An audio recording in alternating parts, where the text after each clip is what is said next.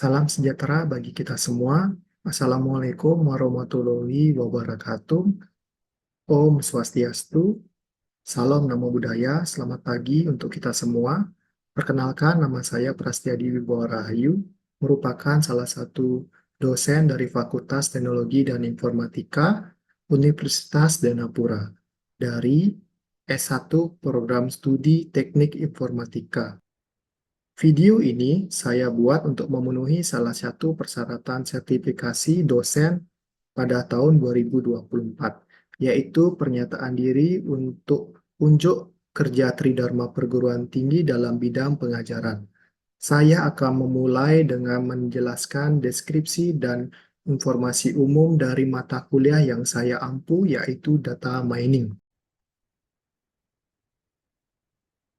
Mata kuliah data mining dengan kode MK TIK 1438 dengan total bobot SKS yaitu 2 SKS yang akan diterima mahasiswa pada semester 5. Untuk deskripsinya yaitu data mining merupakan studi tentang teknik dan metode untuk mengeksplorasi dan menganalisa pola yang tersembunyi di dalam data.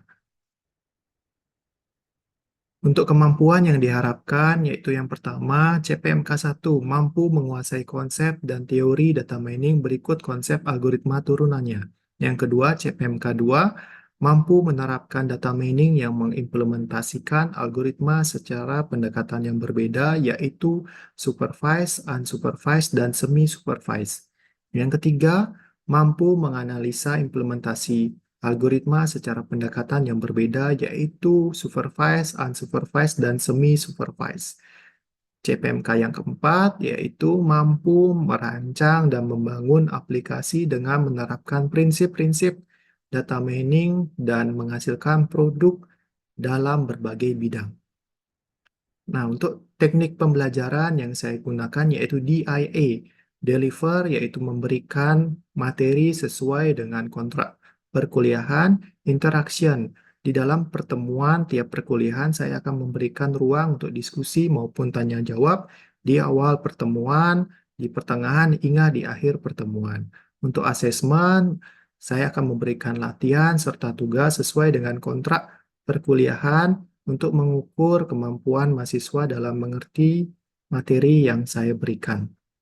Selanjutnya yaitu materi pembelajaran dalam data mining. Yang pertemuan pertama yaitu pengenalan data mining, yang pertemuan kedua tahapan knowledge data discovery, pertemuan 3-4 yaitu tipe dan atribut dalam data mining, pertemuan kelima teknik-teknik dalam data mining, pertemuan 6 yaitu naive Bayes, pertemuan 7 yaitu metode KNN, pertemuan 8 yaitu mengevaluasi ujian tengah semester.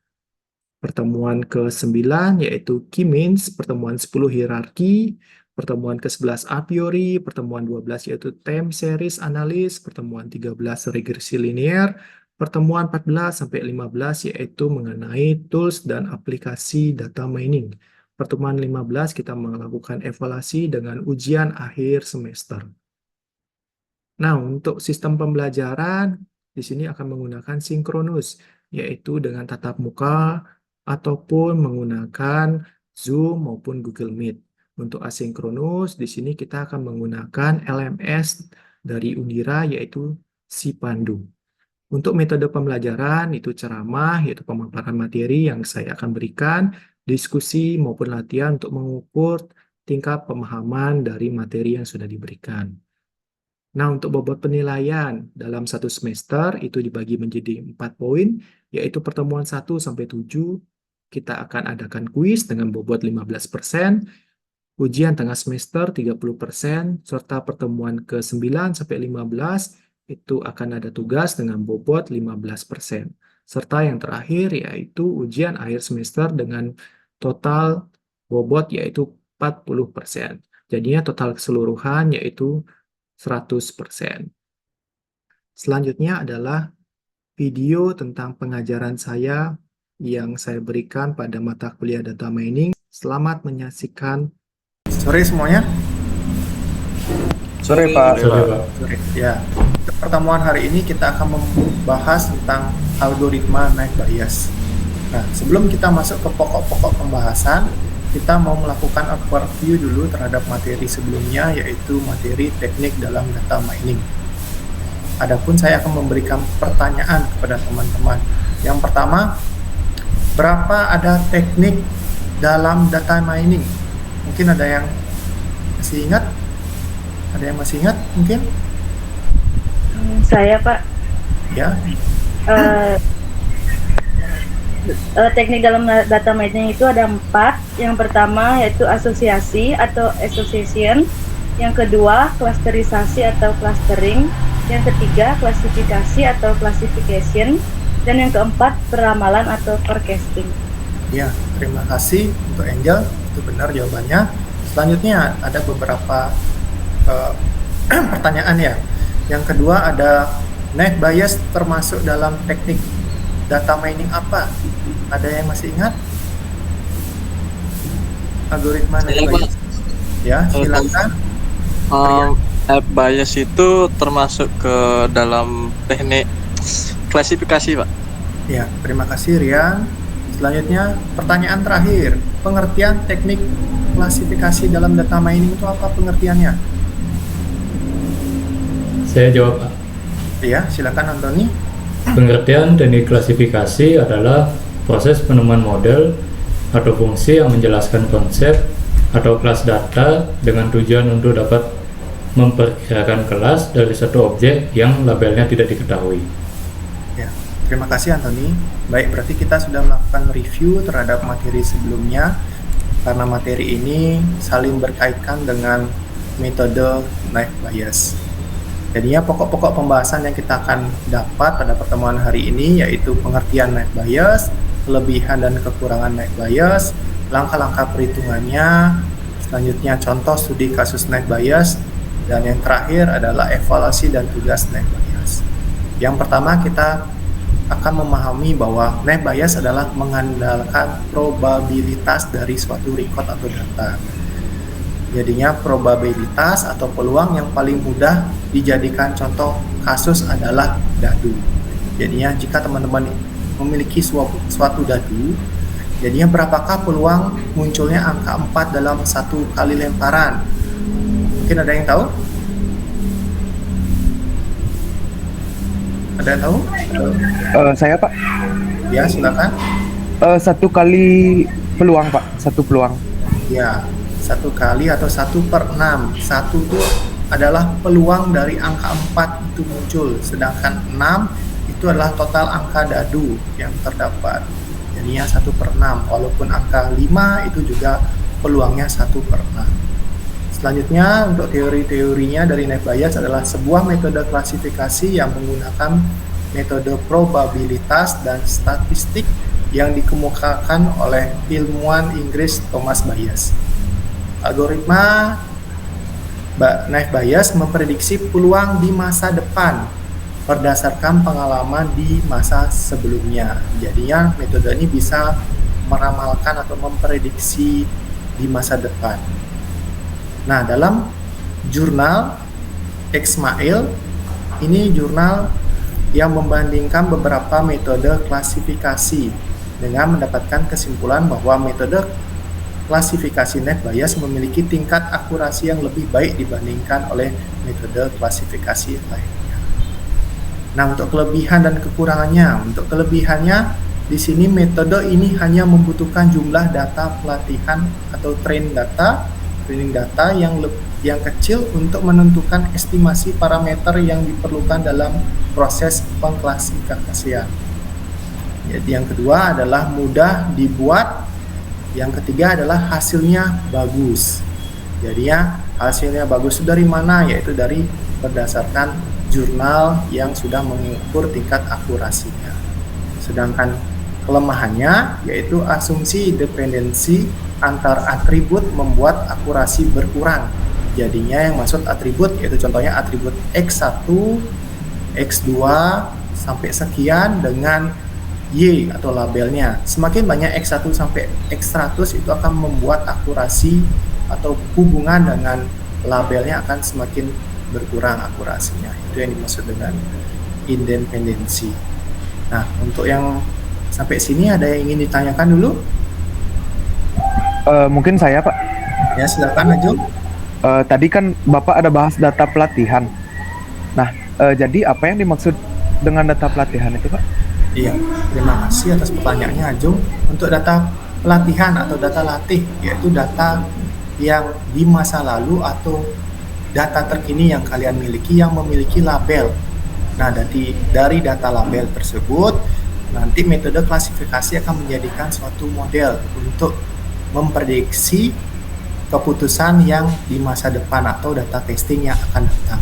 Nanti akan tahu labelnya kira-kira dia akan masuk ke label ya atau tidak, contohnya seperti itu. Gimana untuk Ajung, sudah mengerti? Ya, sudah Pak. Terima kasih Pak. Terima kasih. Kita lanjutin ya. Mungkin ada yang lain? Tidak ada. Kalau tidak ada, sambil jalan ya. Selanjutnya langkah-langkah perhitungan naive Bayes. Itu yang ada beberapa tahap. Yang pertama yaitu menghitung jumlah kelas atau label. Yang kedua menghitung jumlah kasus per kelas. Yang ketiga kalikan semua variabel kelas.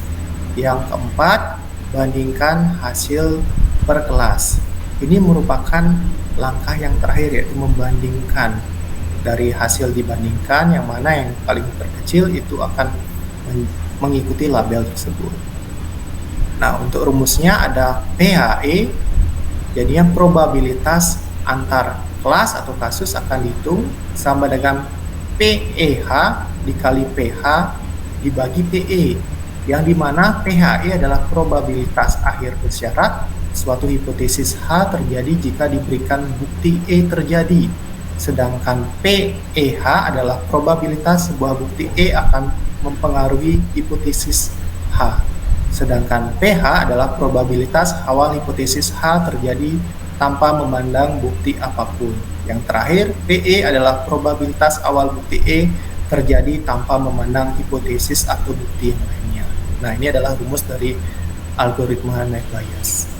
Nah, untuk contoh studi kasusnya, di sini ada 14 data dari hari pertama sampai ke hari 14. Di sini ada atribut, yaitu outlook adalah atribut bisa kita wakili dengan X1, temperatur X2, humidity adalah X3, wind adalah X4, sedangkan labelnya yaitu play tennis itu kita simbolkan Y.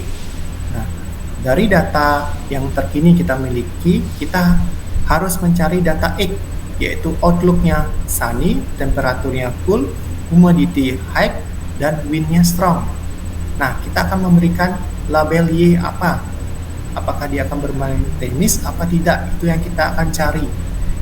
Nah, dari data X ini kita cocokkan apakah ada datanya di data yang kalian miliki, data awalnya. Kita coba cari sunny itu ada di outlooknya. Setelah itu kita cari yang sunny yang cool ada nggak? Jadinya ada di sini. Nah, sedangkan humidity yang high itu dia tidak ada. Nah, contoh seperti inilah kita bisa mengimplementasikan metode naive Bayes.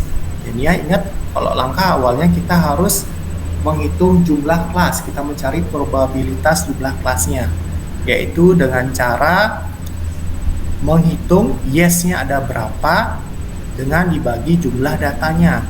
Yes-nya kita lihat di sini berapa? 1, 2, 3, 4, 5, 6, 7, 8, 9. Jadinya yes-nya ada 9. Jumlah datanya ada berapa? 14. Nah, ini akan dibagi mendapatkan hasil 0,64. Kita cari yang no-nya. Di sini no-nya kan ada 5 karena sisa datanya pasti 0. Dibagi dengan 14 itu akan mendapatkan angka 0,36. Setelah kita menghasilkan probabilitas di labelnya, di kelasnya kita harus mencari probabilitas per kasusnya. Jadinya kita lihat di sini sunny-nya ada berapa? 1, 2, 3, 4, 5. Ada 5. Dan kita hitung sunny-nya yang yes itu ada berapa. Jadi di sini yes ada 1, 2. Jadinya sunny yang yes ada 2 dibagi dengan jumlah yes yang ada adalah 9. 2 bagi 9 adalah 0,22. Setelah itu kita cari sani yang no. Jadinya kan di sini 2 yes, berarti saninya 3. 3 bagi 9 adalah 0,6. Nah, selanjutnya kita akan mencari juga temperatur yang coolnya yes, yang yes berapa, yang no berapa, commodity yang high, yang yes berapa dan no berapa, yang strong yes-nya berapa dan no-nya berapa. Nanti kalian akan jabarkan seperti ini selanjutnya. Yaitu kalian jabarkan yang pertama kelas yang yes dapat berapa, no berapa, sani yang yes, yang no, kalian jabarkan semua. Nah, setelah kalian sudah dapat perhitungan atau probability dari suatu kelas dan probability per kasusnya, nanti langkah selanjutnya yang ketiga adalah kalian harus mengkalikan semua probability yang yes, itu dikalikan semua. Dan nanti dibandingkan juga dengan probability yang no, itu kalian kalikan semua. Nanti kalian akan mendapatkan hasil probability yang yes yaitu 0,050, sedangkan yang no yaitu 0,0273. Jadinya kalian bandingkan. Di sini probability yang no lebih besar. Jadinya hasil dari prediksi atau klasifikasinya data X itu adalah no. Jadinya dia tidak akan bermain tenis. Nah, itu adalah contoh kasus dan langkah-langkah perhitungan dari algoritma Naive Bayes. Mungkin ada pertanyaan dulu, pertanyaan? Ada yang kurang jelas mungkin? Ada? Sudah paham? Mungkin ada yang ingin ditanyakan? Tidak ada? Kalau tidak ada, nah ini adalah referensi dari materi pertemuan hari ini. Selanjutnya ini adalah evaluasi tugas. Jadinya teman-teman akan melakukan tugas untuk mengukur teman-teman mengerti tidak dari materi yang saya sampaikan tadi. Jadinya di sini data X-nya sudah berubah dari temperatur yang tadinya cold, itu di sini mild, commodity-nya normal, di sini width-nya weak. Jadinya silakan kalian cari kira-kira orang ini bermain tenis atau tidak. Nanti jawabannya akan dikumpulkan di e-learning, yaitu si pandu kita. Nanti untuk batas waktunya silakan kalian cek. Mungkin ada pertanyaan? Untuk sebelum saya akan akhiri, ada yang ingin ditanyakan? Berarti sudah jelas semuanya? Izin Pak menjawab pertanyaan Pak. Oke, silakan. Saya mau tahu apa itu perbedaan tadi teknik klasifikasi sama klasterisasi gitu. Oke, untuk metode klasterisasi itu nanti di pertemuan berikutnya kalian akan dapatkan, tapi saya akan menjelaskan sedikit perbedaannya. Kalau klasifikasi di sini teman-teman dari segi datanya harus memiliki data yang berlabel. Sedangkan kalau clustering itu tidak perlu memiliki data yang berlabel. Nah, sedangkan kalau klasifikasi itu kita mengklasifikasi data baru kira-kira masuk klasifikasi yang mana, kelompok yang mana. Sedangkan kalau clustering itu kita mengkelompokkan data sesuai dengan cluster yang kita buat dan sesuai dengan kemiripan karakteristik suatu data. Jadinya berbeda dari segi data, kalian sudah tahu. Kok contoh data yang klasifikasi seperti ini ada labelnya, kok clustering itu tidak ada labelnya. Itu yang bisa saya jelaskan. Gimana untuk Steno mengerti? Oke Pak, sampai sini paham Pak. Terima kasih. Baik, kalau tidak ada, saya akhiri ya pertemuan hari ini. Gimana? Ada pertanyaan lagi? Sudah jelas untuk tugasnya? Tidak ada Pak. Baik, kalau Sudah jelas, tidak ada, selamat sore. Terima kasih atas kehadirannya. Sampai jumpa di pertemuan berikutnya. Selamat sore. Terima kasih. Pak.